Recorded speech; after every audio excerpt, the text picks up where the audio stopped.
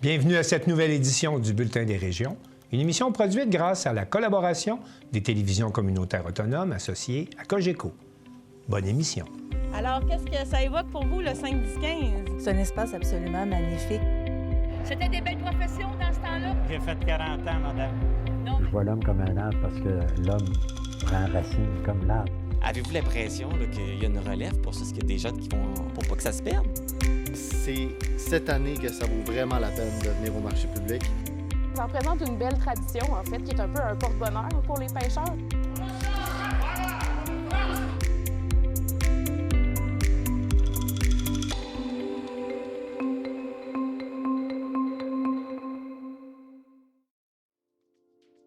Au sommaire pour vous cette semaine. À Chandler, les pêcheurs de homards demandent au gouvernement fédéral de participer aux décisions concernant la gestion de la pêche. À Amqui, le vieil hôtel de ville, construit en zone inondable, sera déconstruit. À Bonaventure, la Fondation Étincelle Jeunesse souhaite amasser 1,5 million de dollars sur 3 ans pour soutenir les élèves issus des milieux défavorisés. Dans le centre du Québec, le regroupement des organismes des personnes handicapées veut améliorer l'accès au transport adapté. À Mont-Tremblant, on célèbre le 35e anniversaire de la réputée concentration de musique de l'école Curé-Mercure. À Thetford, les sorcières de Salem prennent possession du théâtre Louis Hébert. À Châteauguay, lancement de l'exposition L'œil et l'oreille. Et pour commencer cette émission, on va se rendre à l'île aux Coudres, où l'on ne comprend pas qu'après 2 ans de conflit entre la Société des traversiers du Québec et ses employés, les négociations pour une nouvelle convention collective piétinent toujours. Mathieu Larivière, de TVCO.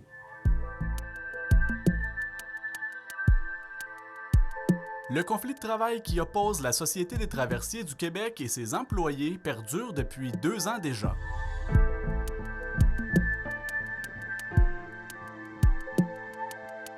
TVCO est allé à la rencontre du maire et de quelques commerçants de l'île aux Coudres suite aux 3 derniers jours de grève qui ont été débrayés par le syndicat.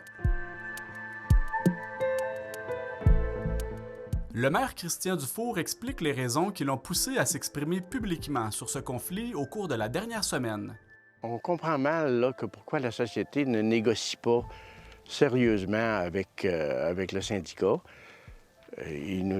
Le syndicat nous dit qu'il se rend pour négocier, mais c'est des négociations d'une journée aux 2 mois ou aux 3 mois.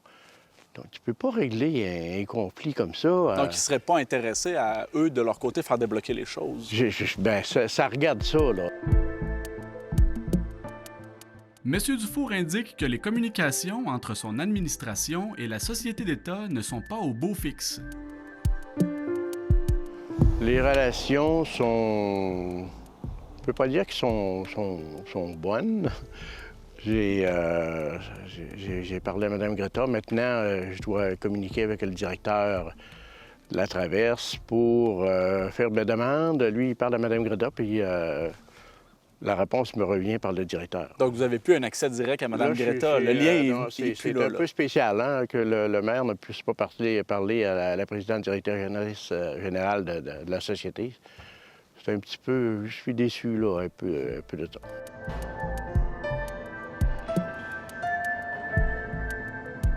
La conseillère municipale et commerçante Noël-Ange Harvey estime que les partis ont le devoir de s'asseoir et de négocier pour le bien-être des citoyens. On a eu 3 jours de grève, on est dans notre dernière journée. Bien, écoute, ça va être quoi là, pour la prochaine? On sait qu'ils ont un mandat encore dans leur poche, puis ils ont un droit de faire la grève. C'est un droit, c'est correct. Mais au-delà de ça, là, pourquoi la STQ? Pourquoi la STQ ne veut pas régler? Moi, je suis commerçante, puis c'est comme je dis des fois à mes employés, on ne peut pas donner le beurre puis l'argent du beurre à tout le monde. Mais sauf que quand le salaire minimum augmente, donner un minimum. Puis eux autres, ces employés-là qui sont là, le sentiment d'être apprécié, le sentiment de dire je fais un bon travail, le sentiment d'eux, c'est ils l'ont-tu encore? Moi, mes jeunes capitaines qui sont en haut puis en bas, là, au moteur, là, c'est puis sur le pont. Ces jeunes-là, c'est eux autres qui sont la porte d'entrée pour nous arriver, pour ouvrir l'île au monde, là. Bien, s'ils ne sont pas reconnus pour le travail qu'ils font, puis si leur disent, bon, si ça ne fait pas ici, ça fera ailleurs, bien, vous irez ailleurs. Bien, il y a d'autres places ailleurs qui vont donner le 30$ qu'ils demandent ou le 32$. On demande une écoute, on dit « parlez-vous ». On sait que le Conseil du Trésor a donné le mandat. La STQ l'a reconnu aujourd'hui, là. On a le mandat. Bien, 16 citrons, ça prend pas 3 ans à négocier quelque chose. Asseyez-vous, parlez-vous. Si ça prend un arbitre dans ça, qu'il en mette un arbitre. Le maire Dufour reconnaît que le pouvoir municipal possède ses propres limites dans cet enjeu provincial. Dans l'histoire de la grève, oui, on a les mains liées. Puis dans l'organisation de la STQ, c'est une société d'État. Donc, on fait on déclare des affaires. Il y a des affaires qu'on trouve aberrantes. Mais qu'est-ce que vous voulez? C'est eux autres qui ont le gros bout du bâton. Hein?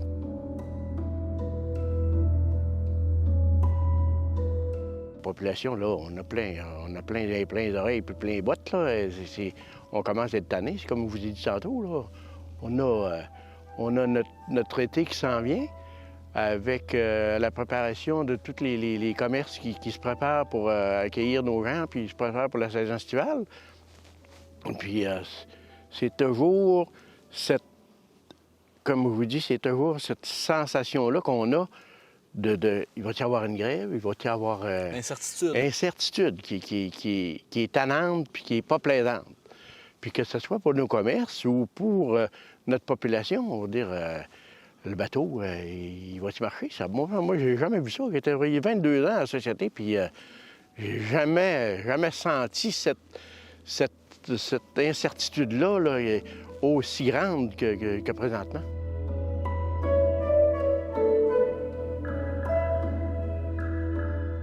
Les entreprises insulaires admettent avoir traversé l'été 2024 contre vents et marées. Si on prend les locaux en général, là, on a une baisse globale là, à jaser avec tout le monde de minimum 30 %. Ça, c'est global dans l'île, peu importe le commerce. Nous, on l'a vécu. L'étal, comme on était en première année, on peut difficilement quantifier, mais c'est sûr que si on avait eu plus de monde, on avait la ressource nécessaire pour les servir. Dans les autres endroits, la cidrerie et la biscuiterie, c'était ça, des baisses globales sur l'année. En 12 ans d'opération, ça a été de très, très, très loin ma pire année. Là. Pas à peu près. Là. On parle de quasiment 45 % de baisse de revenus. Ça annulait des chambres au mois d'août. Il n'y a jamais eu de grève au mois d'août.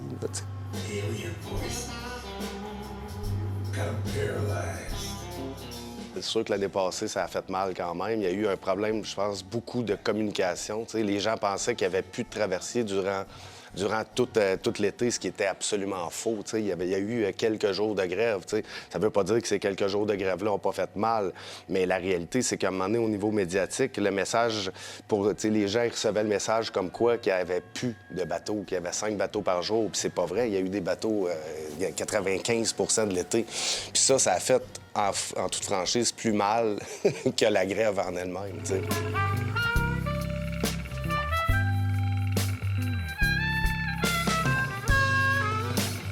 Les commerçants aimeraient notamment que l'île puisse jouir d'un statut à part entière. Dans la tête des gens, il y a un doute. Fait qu'il faut que la grève se règle au plus vite. On demande au gouvernement de considérer qu'on est un endroit particulier. On n'est pas Québec-Lévis, là. Il faut que quelqu'un comprenne ça dans sa tête, là, puis il faut qu'il arrête de nous faire planer une grève sur la tête, là. Parce que c'est essentiel, là. Il n'y a pas de pont ici, là. C'est plus qu'essentiel. Moi, le dossier essentiel, là, les gars du bateau, premièrement, là, s'il arrive une ambulance, ils vont la prendre puis ils vont la porter de l'autre côté. Ça, c'est l'essentiel. Nous, ce qu'on veut, c'est un lien. Ce qu'on veut, c'est notre route. On la veut à toute heure du jour, on la veut disponible. Il y a un horaire de traversier, les gens regardent l'horaire, c'est ça. C'est comme la 138, c'est à 362, ça s'appelle une route. C'est d'un quai à l'autre, sauf qu'au lieu d'être une route en asphalte, c'est un bateau qui l'a fait. C'est tout. C'est comme à Baie-Sainte-Catherine-Tadoussac, c'est le prolongement de la route. Ce qu'on a à l'île aux Coudes, c'est une route.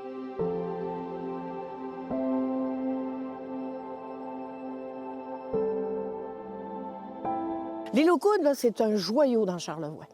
On a besoin toutes les uns des autres dans chacune des municipalités.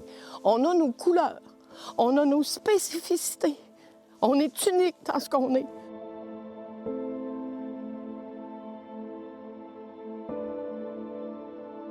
Puis là, on on dirait qu'on est tout seul à vouloir se battre. C'est comme dans les négociations. Les autres municipalités à travers la province, il n'y en a pas qui chiolent. Il y a juste les locaux qui chiolent. On a l'air d'être des chioleux. Mais si on chiole, c'est parce qu'on a raison de chioler. On veut un statut particulier pour notre île, parce que c'est une île.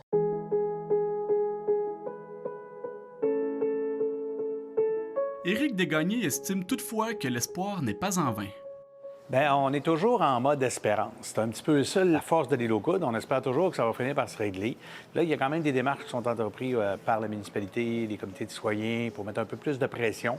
On comprend mal que ça ne se soit pas encore minimalement réglé, minimalement discuté de ce qu'on entend, parce qu'on entend au travers des branches, puis l'hiver, il n'y a pas de feuilles, donc il y a beaucoup d'espace pour que les rumeurs circulent et les nouvelles circulent. On entend que ça jase pas fort. On entend, 3 mois et demi là, sans avoir une réunion, là, je pense ou bien le syndicat n'a pas fait sa job, ou bien la STQ ne fait pas sa job. Il y a du monde qui ne travaille pas fort. On va dire ça comme ça pour être délicat. Quelques commerçants s'organisent pour redorer l'image de l'île dans l'espoir d'attirer de nombreux visiteurs durant l'été à venir. Là, on est en mettant en place un comité ou minimalement une ressource pour créer de l'événementiel, pour amener un peu plus de monde à l'île. Mais c'est toujours, le défi, c'est ça. T'as beau faire tout ce que tu peux pour créer, puis faire des belles choses, puis attirer les gens. Entre autres, la Facine va avoir une belle programmation cet été. Mais à un moment donné, il faut que la facilité de rentrer à l'île et de sortir de l'île soit là.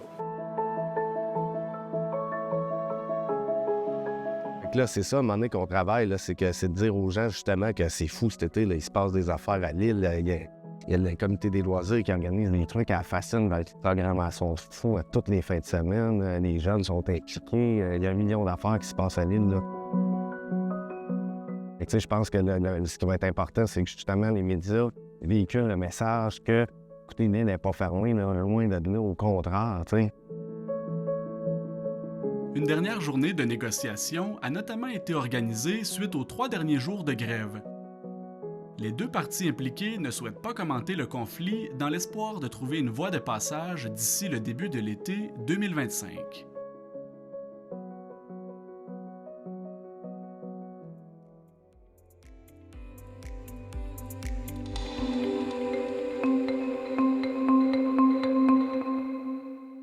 Le regroupement des pêcheurs professionnels du sud de la Gaspésie demande au gouvernement fédéral de participer à la gestion des pêches afin d'assurer l'avenir des communautés côtières. Un reportage de Jean-Denis Laperrière de la télévision du Rocher-Percé. Le regroupement des pêcheurs professionnels du sud de la Gaspésie a tenu un point de presse le mercredi 26 mars au club de golf de Chandler pour exprimer son mécontentement envers le gouvernement fédéral. Depuis 2021, Ottawa accorde une priorité d'accès illimité aux Premières Nations de la Gaspésie pour toutes les pêches existantes et futures dans la région ainsi que dans le golfe du Saint-Laurent. Une décision qui, selon le regroupement, menace directement la viabilité des pêcheurs commerciaux indépendants. Voici un extrait de la conférence de presse où le directeur général O'Neill Cloutier a pris la parole. Depuis 2018, le gouvernement du Canada et Pêche Océan Canada ont régulièrement échoué à soutenir nos communautés côtières qui dépendent des pêcheurs indépendants. Le poisson n'appartient ni au Canada, ni aux Premières Nations, ni aux pêcheurs. Il appartient à tous les Canadiens et Canadiennes. Le travail du gouvernement fédéral est de gérer la ressource de manière durable pour le bénéfice de tous. Mais dans l'industrie de la pêche côtière, le gouvernement fédéral a décidé de fermer les yeux sur l'importance de nos pêcheries pour notre économie et la survie de nos communautés. Bien que les autorités gouvernementales disent que les pêcheurs sont les yeux et les oreilles nécessaires pour une gestion durable des pêches, depuis 2021, nous sommes exclus des comités de cogestion et de co-gouvernance mis en place entre le fédéral et les Premières Nations. Les pêcheurs individuels ou indépendants de homards ont investi collectivement des dizaines de millions de dollars depuis 2006 pour développer une pêche durable, assurer la stabilité de la ressource pour tous et lutter pour maintenir les retombées de la pêche dans nos communautés. Pourtant, sous couvert d'apporter une solution économique, un soutien économique, c'est-à-dire à nos communautés côtières, et d'acquérir des connaissances sur le homard, l'ancienne ministre fédérale des Pêches a joué à l'apprentie sorcière en émettant un grand nombre de permis exploratoires en Gaspésie. En ce faisant, elle autorise l'augmentation des prélèvements sur le homard de 112 % dans les zones commerciales, notamment dans la zone commerciale 19A2 à 19C2. C'est Parc-Forillon vers Mont-Louis. C'est-à-dire, c'est ça, Cap-des-Rosiers vers Mont-Louis, si je me souviens bien. De manière aléatoire, sans tenir compte des impacts économiques réels sur les pêcheurs déjà en difficulté et sans savoir si la ressource peut soutenir une telle pression. Plus d'1 milliard de dollars ont été donnés aux Premières Nations en Atlantique, dont 259 millions de dollars il y a à peine 2 mois, pour soutenir la réconciliation dans les pêches et la mise en œuvre des droits de pêche non définis. Le regroupement accuse le gouvernement d'hypocrisie. Le ministère des Pêches Océan Canada agit avec beaucoup d'hypocrisie parce qu'on sait déjà que le plan proposé qui est en œuvre présentement dans la zone 19, on sait déjà que le 24 juin l'an dernier, il était déjà bâclé. On le sait parce qu'on a eu des accès à l'information. Il était bâclé. Alors, le 6 décembre 2023, la bande autochtone de l'Estigouge a fait parvenir une lettre à la ministre des Pêches en nous disant « Maintenant qu'il n'y a plus de crevettes, on veut avoir accès à la pêche au homard. » Au mois de juin, le 24 de juin, déjà, ils savaient qu'ils allaient avoir des permis exploratoires dans la zone 19. Et nous, on a dû attendre pour la consultation au 16 octobre, puisqu'on a exigé à chaque mois, à partir du mois de juin, la date de consultation. On nous a répondu à la fin septembre que ça allait être le 16 octobre. Malheureusement, les dés étaient joués, les dés étaient pipés.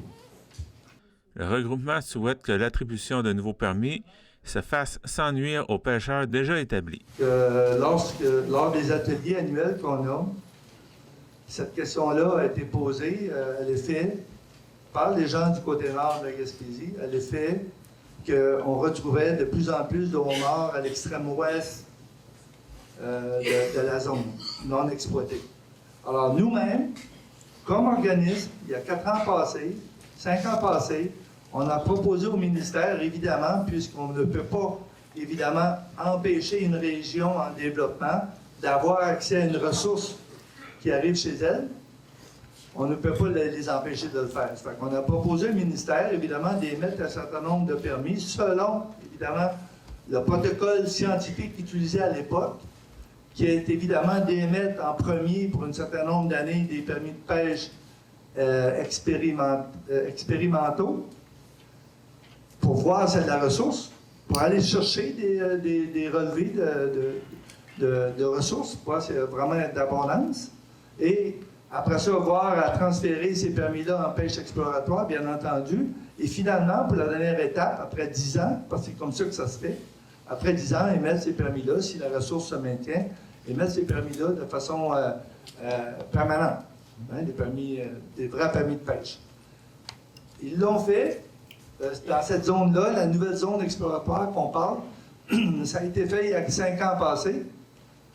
Et les pêcheurs Wolastoqi et un pêcheur blanc ont pêché de façon scientifique pour récupérer des données, donc en stade expérimental pendant 4 ans. Et en 2024, ces permis-là ont été transférés en permis exploratoire, qui suit le processus habituel. Lorsqu'on a été consulté, on a proposé au ministère, on a dit oui, on est d'accord, on ne peut pas effectivement empêcher une région de se développer, surtout si une ressource arrive, mais encore faudrait-il que les permis exploratoires que vous envisagiez de donner soient strictement donnés dans la zone exploratoire et non pas dans la zone commerciale à côté, qui est située à côté. Puis encore faudrait-il aussi que vous émettiez ces permis-là de façon très graduelle pour éviter que tous les pêcheurs de homards en Gaspésie, même dans des secteurs où l'abondance n'est pas si grande que ça, souffrent d'une baisse de prix à cause de la surabondance du homard local, régional. Alors, Malheureusement, ils n'ont pas écouté. Ils ont dit non. Ça, c'était trop simple comme approche. Ils ont dit non. Alors, ce qu'on a vu apparaître, c'était tout de suite des permis exploratoires. Donc, la phase expérimentale a été abandonnée. On a donné des permis exploratoires. Et en plus, on a donné des permis exploratoires en dehors de la zone exploratoire qui était ciblée. On a donné des permis exploratoires dans une zone connue, une zone commerciale connue, où des pêcheurs vivent là depuis 40 ans de la pêche et où de nouveaux pêcheurs avaient récemment acheté des permis avec des prix très élevés. Et là, à partir de la deuxième année de leur plan, là, on va mettre en compétition des pêcheurs qui détiennent des permis exploratoires à côté de gars qui ont payé jusqu'à 7-8 millions pour leur permis. Puis on va leur dire, bonne chance les gars, là, payez-les vos permis maintenant. C'était Jean-Denis Laparrière à Chandler. Vous écoutez votre reflet d'ici. Revoyez tous nos reportages sur notre site Internet.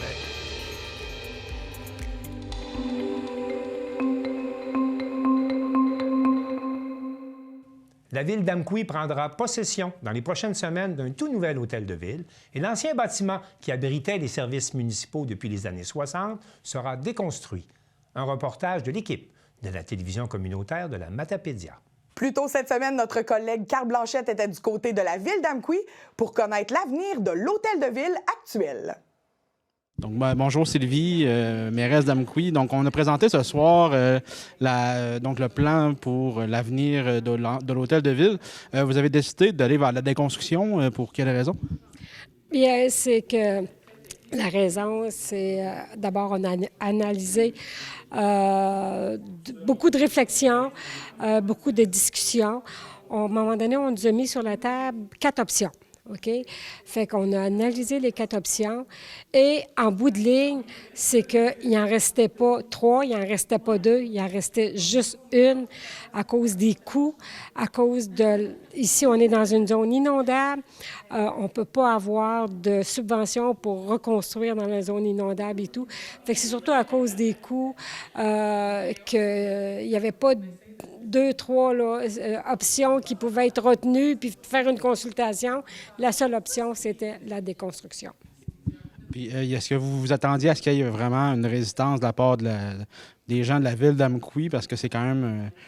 on est souvent très patriotique, on s'attache beaucoup à nos bâtisses, à nos structures. Donc, est-ce que vous attendiez vraiment une... Bien sûr, parce qu'on est émotif aussi, surtout. Donc, un bâtiment comme ça, les gens, ça a été construit dans les années 66, 67, avec, dans cette période-là, c'est avec le gouvernement du Canada qui a donné les argents pour le construire. Fait que c'est sûr, les gens qui ont vu la construction, le bâtiment a quand même une architecture aussi spéciale. Mais quand on vit dedans, quand on arrive au printemps, qu'on voit l'eau monter de 2 à 3 pieds dans le sous-sol, qu'on est obligé de fermer l'accès au sous-sol parce qu'il y a des odeurs que personne veut sentir, que les employés sont obligés de travailler quand même dans cet environnement-là. Fait que quand on voit tout ça, c'est pour ça on n'a pas le choix. Mais c'est sûr que le citoyen qui ne connaît pas tous ces éléments-là, le citoyen qui n'est pas conscient de tout ça, lui, puis qui pense, regarde, les murs, puis tout ça, ça a de l'air solide. Fait que les citoyens pensent qu'on peut faire d'autres choses, des salles, mais c'est ça, c'est que quand on regardait le coût faramineux que ça aurait coûté, pas de subvention parce que tu es dans une zone inondable. Les assurances aussi, à un moment donné, quand tu changes de vocation, c'est plus la même chose non plus au niveau des assurances. Fait que c'est pour ça que, oui, on s'attend, à ce qu'il y a des citoyens. Bon, les citoyens qui étaient ici ce soir, je pense qu'ils ont bien compris parce qu'on n'a plus tout présenté au complet.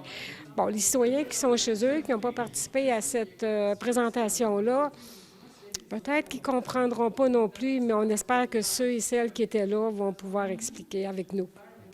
Est-ce que pour l'avenir, dans le fond, du site ici, est-ce qu'il va y avoir une consultation publique pour savoir qu'est-ce qu'on fait avec ça?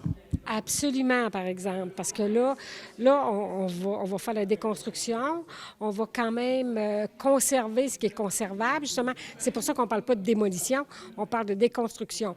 Donc, c'est qu'on va conserver les éléments qu'on peut réutiliser. Mais ensuite de ça, là, parce qu'on va avoir un espace qui va être vide, là, après, on l'a dit, on va faire une consultation pour voir qu'est-ce que les gens veulent ici. Dans les parcs d'ici, on a d'autres parcs aussi. Qu'est-ce qu'on peut faire, la ville d'Amqui, pour dans nos espaces verts, qui fait que ça répond aux besoins, aux attentes des citoyens. Aussi, je veux savoir, ça va prendre combien de temps environ la déconstruction pour dire qu'il ne reste plus de... On ne va pas dire qu'il y a eu de quoi d'autre déjà, mais mettons qu'il n'y a plus de traces de la bâtisse. Là. Avez-vous une estimée environ? On n'a pas d'estimé véritablement. Si on commence, on sait qu'on doit déménager dans notre nouvel hôtel de ville en juillet. On va déjà avoir fait des demandes, on va déjà avoir fait des études pour savoir qu'est-ce qui est récupérable. Fait que, idéalement, est-ce qu'on peut le faire avant l'hiver 2026? C'est ça qui idéalement. Mais ça, il y a à un moment donné des aléas qu'on ne contrôle pas tous, là, mais espérons là, 2026, hiver 2026. J'ai une dernière question. Est-ce que l'horloge au-dessus de la porte va suivre à le nouvel hôtel de ville avec les signes mystères qu'on ne sait pas d'où ça vient? Je vais trouver une place à la mettre, c'est certain. Sinon, moi, je suis acheteur. Regarde, je prends ça en note. Merci beaucoup, Sylvie. Ça me fait plaisir. Merci d'être là aussi. Si vous désirez en connaître davantage sur l'avenir de l'hôtel de ville d'Amqui, sachez que la présentation dans son intégralité sera diffusée en même temps que le prochain conseil de ville d'Amqui.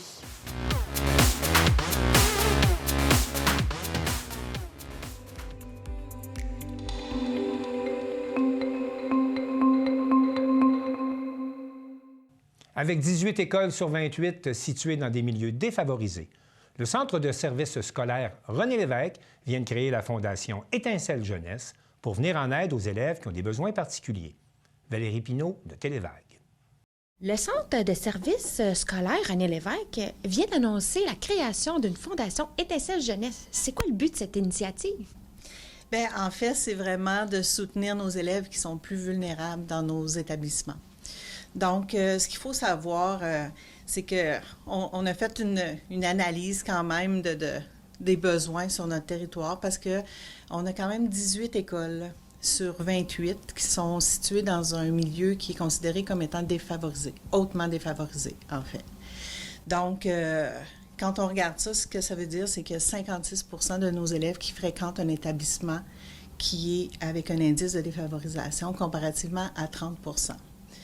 Ça, ce que ça veut dire, c'est que, en fait, on a des élèves qui peuvent arriver le ventre vide, qui peuvent arriver sans collation, qui peuvent arriver même sans dîner, qui peuvent avoir des vêtements qui sont peut-être inadéquats pour les activités sportives, pour être dehors à ce temps-ci de l'année. Donc, on a décidé de créer une fondation pour les soutenir. Présentement, dans les écoles, est-ce qu'il y a des initiatives qui existent déjà? Il y a plein de belles initiatives qui se font dans les écoles. En fait, il y a plusieurs exemples. Il y a les petits déjeuners, il y a les collations. Il y a parfois, on apporte de l'aide à nos élèves en payant les dîners. Ça, c'est un exemple. Ou encore en apportant des vêtements. On a des belles idées créatives qui se font dans nos établissements, mais on a aussi des beaux partenaires qui nous soutiennent. Mais malgré ça, ça demeure que c'est quand même difficile, d'où l'importance de notre fondation. On vient de démarrer, on a une nouvelle OBNL. Donc, ce qu'on va faire, c'est qu'on est en campagne majeure de financement actuellement. Notre objectif, c'est d'ici 3 ans de pouvoir ramasser tout près de 1,5 million de dollars. Quand même un gros montant pour la région. On a quand même tout près de 300 000 $ de confirmés aujourd'hui, presque le double là, dans les prochaines semaines qui devraient être confirmés. Donc, on est bien avancé. Donc, on va solliciter les entreprises du coin. Les gens de l'interne aussi, des gens qui travaillent pour le centre de services scolaires vont avoir, il y a une campagne à l'interne qui va se faire. Puis, on a un bel événement qui s'en vient le 24 et 25 mai prochain où toute la population va être invitée à soutenir des jeunes qui vont courir entre Matapédia et Percé, des jeunes des écoles polyvalentes de notre territoire, une course à relais et qui va venir soutenir finalement la fondation, le fonds qu'on veut créer pour les enfants. L'idée, c'est qu'avec ce fonds-là, annuellement, on va pouvoir avoir des intérêts qui vont nous être mis. Donc, Le premier avantage, c'est que le fonds va être créé, puis ensuite, on va avoir des retombées à vie, dans 10 ans, dans 20 ans, dans 30 ans. Maintenant, avec ces intérêts-là qu'on va recevoir annuellement, les écoles, lorsqu'ils vont voir des enfants arriver avec des besoins particuliers à un matin donné, vont répondre à ce besoin-là rapidement. Donc, il manque pour s'assurer que les jeunes aient le ventre plein, bien habillés, que les jeunes ne soient pas marginalisés non plus parce qu'ils ne peuvent pas participer aux activités parascolaires de leur école. Souvent, ça peut être un frein, le frein financier. Donc, et nous, la Fondation, on va rembourser ces frais-là. Donc, on veut s'assurer que les réponses soient rapides. Puis, ce qui est important aussi, c'est que 100% de l'argent qu'on va recevoir va aller aux enfants. Tout l'argent, là, on ne garde pas un sou pour s'assurer que ça aille directement aux enfants qui en ont le plus besoin. Donc, c'est un peu avec une réponse rapide sur le terrain. C'est les gens du terrain, c'est les équipes écoles, c'est les directions qui voient au quotidien quels sont les besoins des enfants. Donc, ils vont pouvoir répondre rapidement. Puis nous, la Fondation, va venir supporter ces besoins-là qui vont avoir été identifiés par les écoles. Comment qu'on peut contribuer? Il va y avoir beaucoup dans les prochaines semaines, vous allez entendre parler pas mal de nous avec, entre autres, on a un site web qui permet le don en ligne, qui va être facilité. Les activités dans chacune des écoles primaires et secondaires dans la fin de semaine du 24-25 mai. Il va y avoir des activités. La population va être invitée à venir supporter finalement cette fondation-là. Donc, il va y avoir à ce moment-là tout ce qu'il faut pour pouvoir donner des sous à la Fondation. Donc, dans les prochaines semaines, en suivant les réseaux sociaux, en suivant aussi ce qui va se passer dans les différents événements qu'on va mettre en place, bien, la population va être invitée à donner. Mais pour l'instant, pour ceux qui voudraient déjà donner, fondationétincellejeunesse.org et on a un lien directement pour donner en ligne.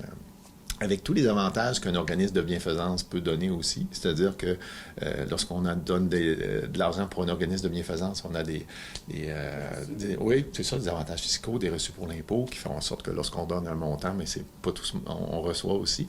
Donc, oui, dans les prochaines semaines, mais en ligne, c'est possible dès maintenant. Je dirais que la vision qu'on a, toute l'équipe qui travaille, la directrice générale du Centre de services scolaires et moi, c'est de faire en sorte qu'en 2025, actuellement et dans les prochaines années, les 5500 élèves et plus qui fréquentent nos écoles aient tout ce qu'il faut pour avoir le ventre plein, être habillés convenablement, puis puissent participer à l'ensemble des activités de leur école sans être marginalisés par le fait qu'ils n'ont pas de sous.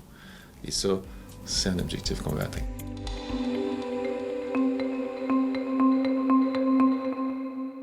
Le regroupement d'organismes de personnes handicapées du Centre du Québec, qui regroupe pas moins de 40 organismes, veut améliorer l'accès au transport adapté. Sylvana Suarez, de la Télévision de l'Érable, s'entretient à ce sujet avec Patrick Poulain, le directeur général du regroupement. Monsieur Patrick, mais quels sont les types de handicaps qu'on trouve normalement dans le quotidien? Alors, c'est sûr que nous, on est au regroupement, on s'occupe de tous les handicaps qui peuvent. Donc, ça peut être de la déficience intellectuelle, ça peut être le trouble du spectre de l'autisme, le TSA, ça peut être une déficience physique, auditive, visuelle. Et on peut avoir des personnes qui ont plusieurs handicaps. Une personne TSA peut vivre avec une déficience intellectuelle. Une personne avec une déficience intellectuelle peut avoir un handicap de mobilité, un handicap physique. Donc, on voit qu'on a tout type de handicap dont nos organismes communautaires s'occupent sur le territoire.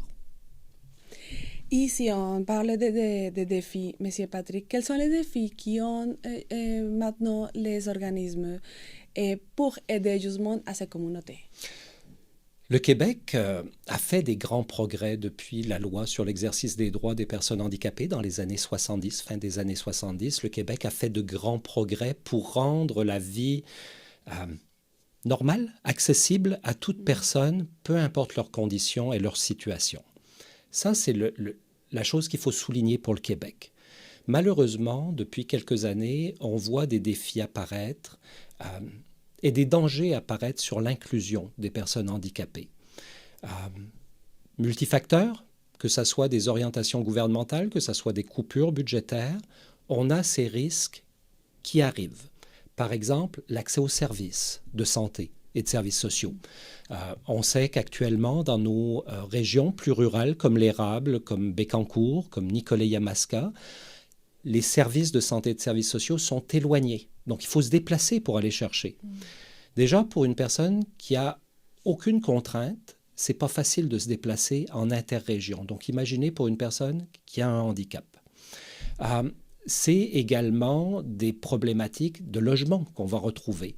Vous savez qu'on vit une pénurie de logements pour tout le monde, pour tous les Québécois. Mais imaginez maintenant que vous soyez en situation de handicap, il vous faut un logement adapté et accessible. Et ça, c'est encore une couche de plus de difficultés qu'on rencontre pour les personnes handicapées. Je vous parlais de la facilité à se déplacer. Actuellement, les personnes handicapées rencontrent un défi majeur qui est le transport adapté, qui est aussi le thème de notre campagne cette année pour la SQDI, pour la Semaine québécoise de la déficience intellectuelle.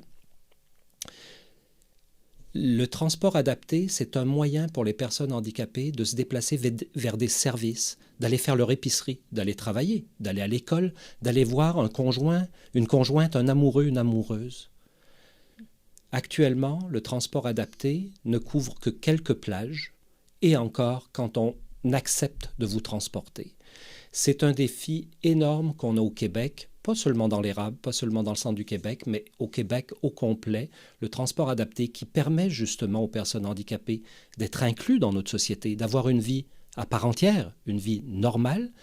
C'est une contrainte. Le transport adapté n'est pas assez développé et on réclame justement des investissements majeurs dans le transport adapté et une ouverture des communautés, des villes, des MRC pour justement augmenter leur capacité de transport pour les personnes handicapées. C'est un des grands enjeux qu'on a. Et pour mieux comprendre, parce que, bon, pour moi, c'est aussi un sujet inconnu un peu, mais si on parlait de transport adapté, c'est quoi, Monsieur Patrick? Est-ce que ce sont des gros autobus pour eux ou c'est de donner peut-être un véhicule à chaque personne qui est en situation de handicap? Le transport adapté, c'est un transport collectif. Comme les autobus, pour les personnes qui n'ont pas de handicap, on a du transport collectif dans la MRC de l'Érable, dans la MRC d'Arthabasca, au centre du Québec. Toutes les MRC ont du transport collectif, par autobus, par petit véhicule également. Quand on parle de transport adapté, effectivement, la plupart du temps, on va aller chercher des véhicules qui vont permettre l'embarquement de chaises roulantes. Ça peut être des autobus, mais ça peut être des véhicules, des taxis adaptés également. La différence entre le transport collectif et le transport adapté. Le transport collectif, vous allez aller vers un point d'embarquement, un arrêt bus, par exemple. Le transport adapté, c'est un service de porte à porte, donc du domicile de la personne handicapée jusqu'à son lieu de destination, avec une aide à l'embarquement et au débarquement du véhicule. Donc, c'est la différence entre un transport collectif et un transport adapté. Et est-ce que vous faites aussi des ateliers, peut-être pour renseigner les gens par rapport à ce sujet? Parce que, comme je vous avais dit, c'est inconnu pour quelques personnes, pour moi aussi. Alors effectivement, nous, le regroupement d'organismes de personnes handicapées au centre du Québec, on regroupe 40 organismes dans tout le centre du Québec et qui vont interférer dans toutes les sphères de la vie des personnes handicapées, comme je le disais au début, de l'employabilité, l'accompagnement à la scolarité, l'occupationnel, le répit, etc. Nous, on ne fait pas d'intervention avec les personnes handicapées ou la population. On va faire, comme pendant cette semaine, des interventions, plus d'éducation, plus d'information, mais on ne fera pas d'atelier. Ce sont vraiment nos associations, nos organismes sur le terrain qui vont offrir justement ces occasions de rencontre entre la population et les personnes qui vivent avec un handicap. Puis je vous invite à vous renseigner. Vous avez une association dans l'Érable qui est extraordinaire, qui est la FEE, l'Association des personnes handicapées de l'Érable. Ils sont appelés civils. Passez les voir. Vous allez rencontrer des gens fantastiques, passionnés, et c'est vraiment une pépite que vous avez dans votre MRC. Parfait, M. Patrick. Merci beaucoup pour toute l'information. C'est un sujet qui a beaucoup d'importance aussi ici dans la région de la MRC de l'Érable. Alors, merci beaucoup. Merci surtout à vous de nous donner la parole et puis justement d'ouvrir cette fenêtre sur la différence, sur l'inclusion. Merci à la TVC.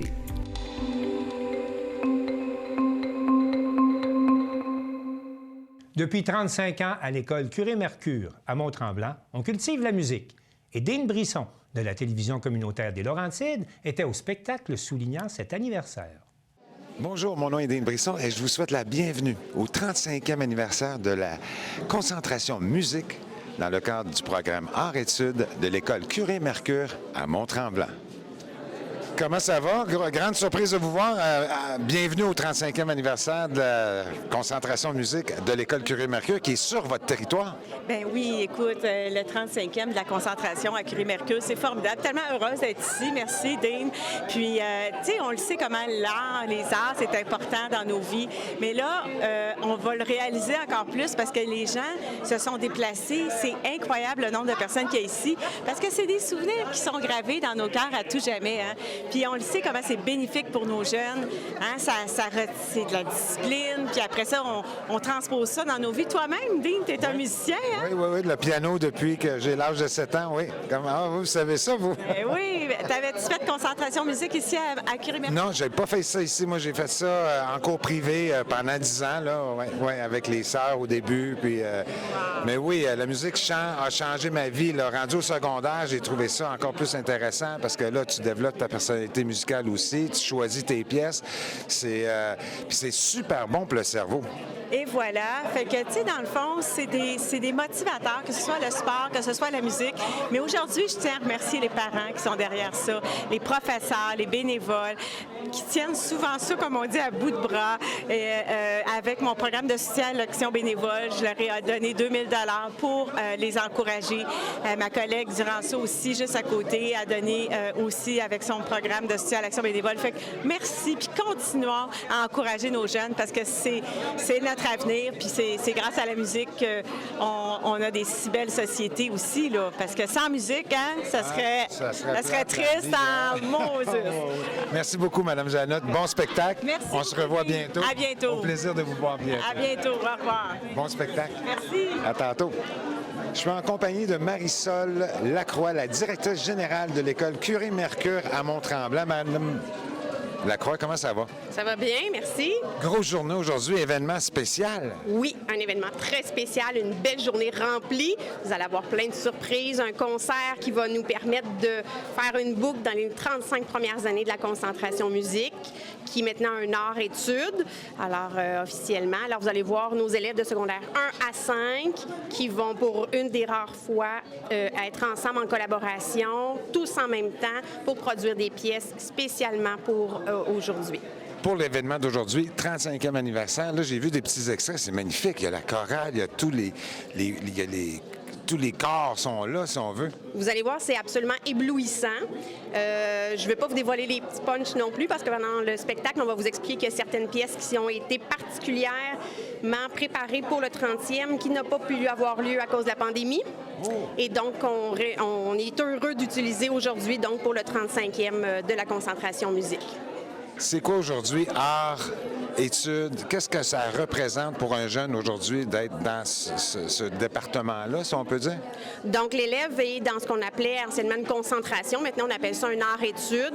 Alors, l'élève va avoir certaines de ces matières pour lesquelles il y a quelques périodes de retranchées pour faire tous les jours de la musique. Ils en font également à l'heure du dîner. Ils peuvent en faire aussi après l'école, participer à des concours tout au long de l'année, avoir des concerts 2 fois par année. Donc, c'est vraiment un programme d'enrichissement en musique qui les développe, donc de la première secondaire jusqu'à la 5e secondaire. Est-ce que c'est rare au Québec qu'on a ça dans les écoles secondaires ou c'est nouveau puis ça se propage?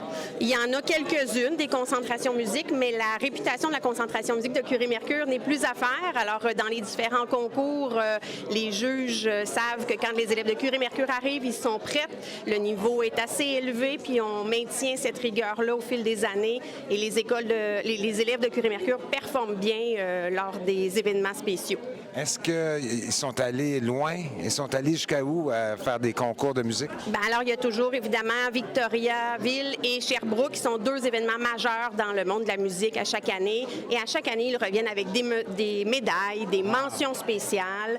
Et ce qu'on remarque aussi beaucoup, c'est l'esprit qui entoure la concentration musique, les élèves, la collaboration, la rigueur qu'ils ont entre eux, l'entraide aussi. Et généralement, les juges le remarquent, que les élèves de Curie-Mercure sont rigoureux, présents et ils sont à l'écoute les uns des autres aussi. Donc, ils développent en plus des compétences musicales, évidemment des belles compétences humaines de collaboration avec leurs collègues.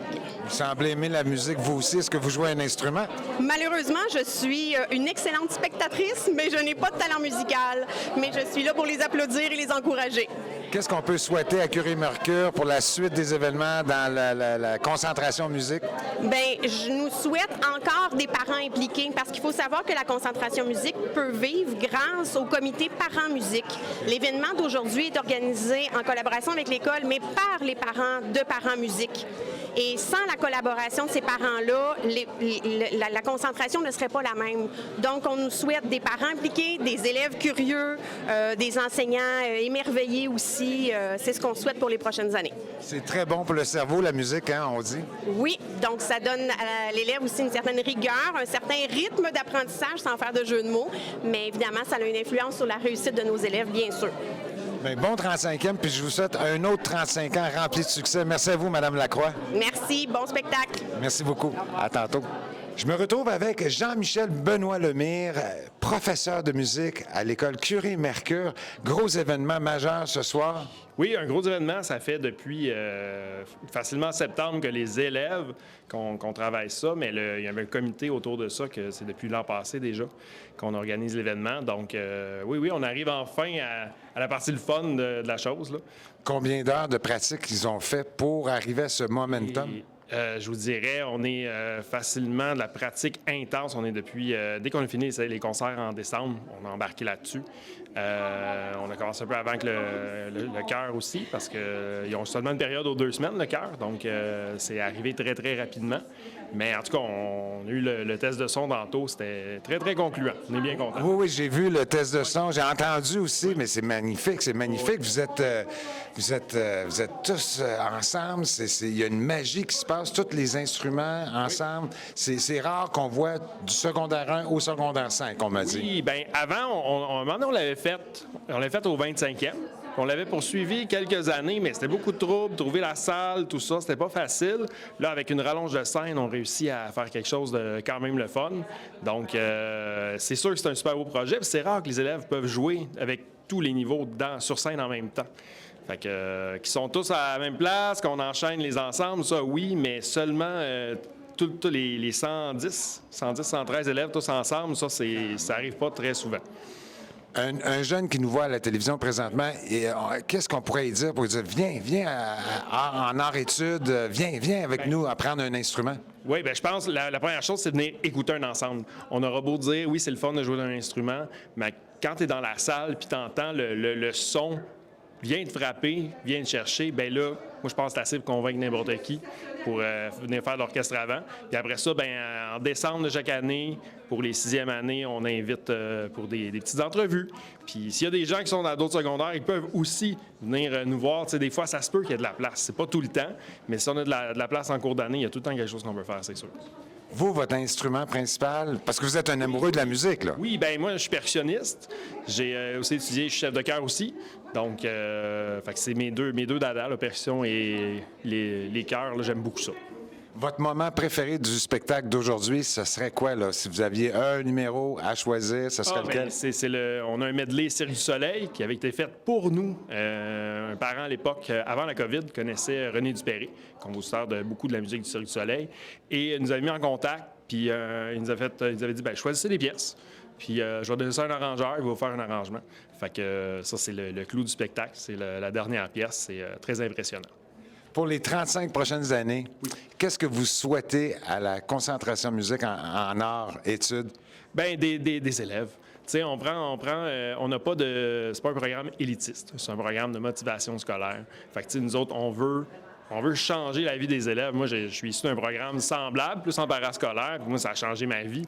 Puis pas seulement au niveau de l'emploi, tu sais, au niveau de travailler en groupe, au niveau d'être autonome, tout ça. Tu sais, moi, je trouve ça beau de voir les élèves passer à travers tout ce processus-là.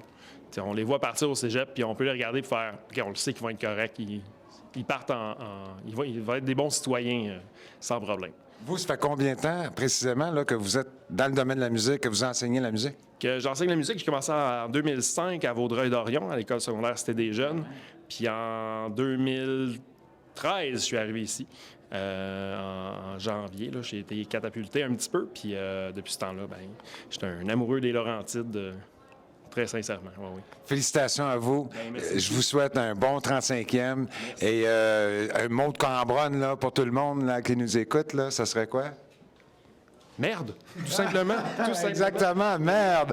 Bon spectacle à vous. Merci beaucoup. Puis je vous lâche, là, je sais que vous êtes dans le jus. Là. Ben, c'est correct, il n'y a pas de problème. Ça, à bientôt. Merci. Merci pour tout. Merci. Ben oui. C'est ça. Eh oui, la musique touche tout le monde d'une façon ou d'une autre. Alors, je vous souhaite d'apprécier ces petits moments là qu'on a captés juste pour vous. Que voici.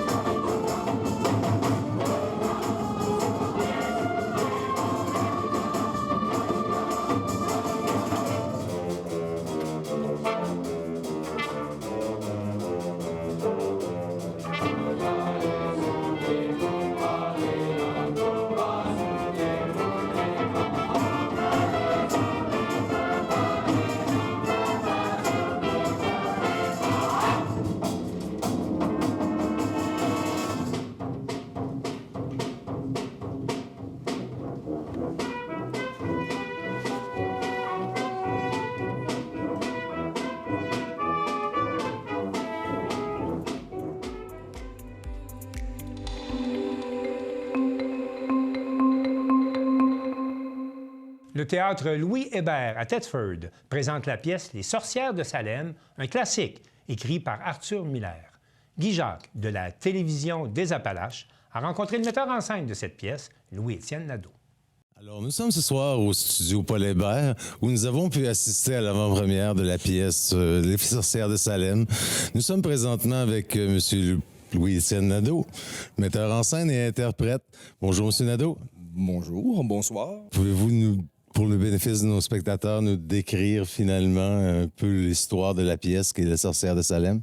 Mais Les Sorcières de Salem, c'est une petite bourgade en 1692 où des jeunes filles qui s'amusent dans la forêt avec une esclave, Tituba, et qui sont surprises et qui peuvent être accusées de sorcellerie. Après cette expérience-là dans le bois, certaines filles sont prises de convulsions et de maux qui, à l'époque, étaient indescriptibles au niveau des médecins. Donc, automatiquement, on les accusait de sorcellerie. Et pour se sortir de ces accusations-là, se sont mis à accuser certains autres membres au niveau du village. Qu'est-ce qui a motivé le choix de cette pièce comme dernière pièce, finalement, de la saison 2024-2025 des Cabotins? Moi, ça faisait partie d'un choix. Ça faisait partie d'un rêve à moi de monter ce spectacle-là. C'est grandiose. Il y a 18 comédiens sur scène. Il y a des effets d'éclairage. Il y a des costumes. Oui. Donc, c'est ça. Je pense que ça clôture bien. Ça doit être un défi aussi au niveau de la mise en scène? Disons que la dernière fois que j'ai mis un show de cette ampleur-là, ça date de 2018 avec Les Misérables, mais il était 30 à la scène. Donc là, on parle de 18, mais ça reste un beau défi parce qu'en plus de ça, au niveau des comédiens, j'en ai qui font partie des plus expérimentés. Donc, ceux qui font partie de la vieille garde, je dirais, des Cabotins. Mais on a un beau mélange aussi avec des novices. Oui, effectivement. Et ça nous en prend, des novices. Ça prend de la relève.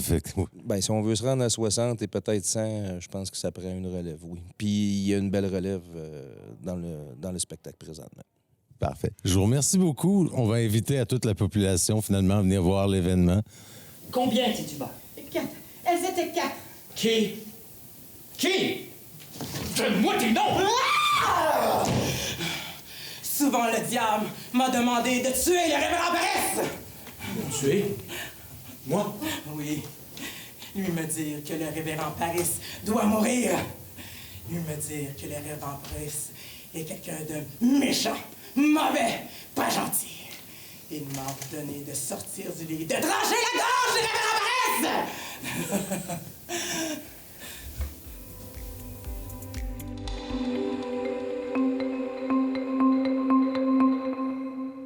Les albums pour l'œil et l'oreille, c'est un projet multimédia qui est présenté sous forme d'exposition par la Société du Musée du Grand Châteauguay. Un reportage de Chantal Bédard de cesure.tv. On vu la lune. Le 28 février dernier s'est déroulé au musée de la Maison Le Pailleur à Châteauguay le lancement de l'exposition L'œil et l'oreille. Pour l'occasion, les artistes multidisciplinaires Anouchka Gravel-Galuchko et Stéphane Daigle, accompagnés du musicien Stéphane Beaulieu, ont offert un récital de musique et de poésie. C'est sur la télé était présent. Dans l'atome du cœur. Pouvez-vous résumer c'est quoi l'événement ce soir? Alors c'est le deuxième volet. C'est la deuxième fois qu'on présente le deuxième volet des albums pour l'œil et l'oreille, qui est notre projet qui synthétise toutes nos pratiques dans une forme pas mal contemporaine, puisque c'est sous forme de bannières, de pochettes de disques et d'une vidéo. Donc, c'est un projet multimédia.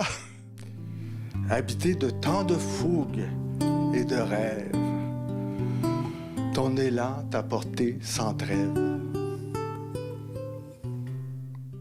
Il faut le souligner parce qu'au-delà de l'exposition, au lancement, au vernissage ce soir, il y a aussi un concert, un récital avec des chansons qui fait partie du processus créatif de l'exposition.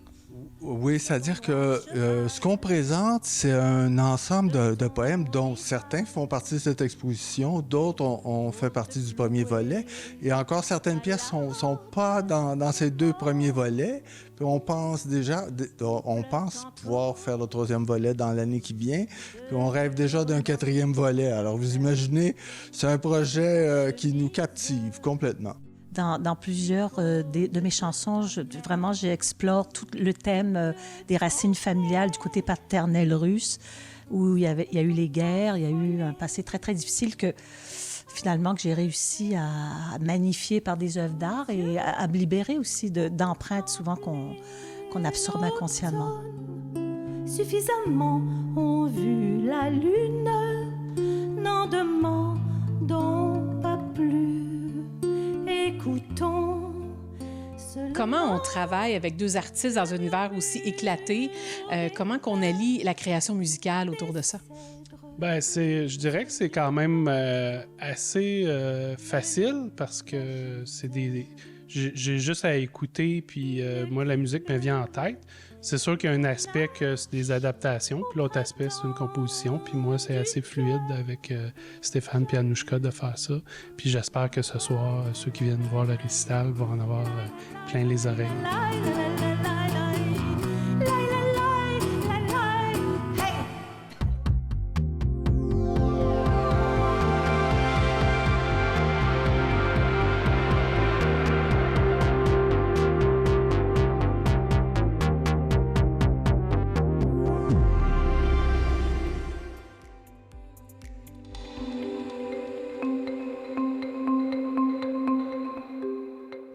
C'est tout pour le bulletin des régions cette semaine. J'espère que cela vous a plu.